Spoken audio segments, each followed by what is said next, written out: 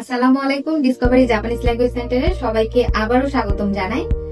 আজ আমরা আপনাদেরকে পরিচয় করিয়ে দিব এমন একজনের সাথে যিনি আজকে ভিএফএস থেকে তার ভিসা সংগ্রহ করেছেন। শুরুতে আমরা তার পরিচয় জানবো। আসসালামু আলাইকুম, আমার নাম মোহাম্মদ মেহেদি হাসান। আমি গাজীপুর থেকে এসেছি। আপনি কোন ইউনিভার্সিটি থেকে এবং কোন সাবজেক্ট থেকে গ্রাজুয়েশন করেছেন? আমি China one of prestigious university north China electric power university থেকে গ্রাজুয়েশন কমপ্লিট করেছি। আপনি কোন ক্যাটাগরি ভিসাতে জাপানে যাচ্ছেন? আমি ইঞ্জিনিয়ার ইন্টারন্যাশনাল সার্ভিস ভিসাতে জাপানে যাচ্ছি। ভিসা তো আজকে পেয়েছেন, জি। আপনার ভিসা কপিটা আমরা একটু দেখব। ভিসা যখন হাতে পেলেন অনুভূতি কেমন ছিল আপনার?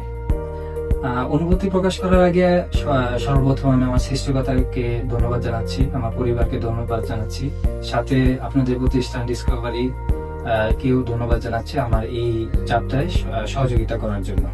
ভিসা প্রসেসিং এর সময় তো অনেক ধরনের জটিলতার সম্মুখীন হতে হয়। ডিসকভারি জাপানিজ ল্যাঙ্গুয়েজ সেন্টার থেকে তাহলে তখন আপনি কি ধরনের সাহায্য সহযোগিতা পেয়েছেন? ধন্যবাদ। আমার এই জার্নিতে ডিসকভারি আমার সম্পূর্ণ সহযোগিতা করেছে। ইন্টারভিউ থেকে আমার ভিসা প্রাপ্তি পর্যন্ত সকল ক্রেডিট ডিসকভারিকে দিতে চাই আমি। পরবর্তীতে যারা জাপান যেতে চায় তাদের জন্য আপনি কি পরামর্শ দিবেন?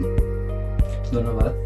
পরবর্তীতে যারা জাপানে যাবে বা যাওয়ার ইচ্ছা করতেছে, আমি তাদেরকে বলবো আপনারা ভালোভাবে জাপানিজ ল্যাঙ্গুয়েজটা কমপ্লিট করেন, প্লাস ডিসকভারি সহযোগিতা নিতে পারেন, ওরা যথেষ্ট আন্তরিক প্রতিষ্ঠান। ধন্যবাদ মেহেদি হাসান আপনাকে। আপনার জাপান যাত্রা শুভ হোক। আমরা আপনার ভবিষ্যৎ সাফল্য কামনা করছি।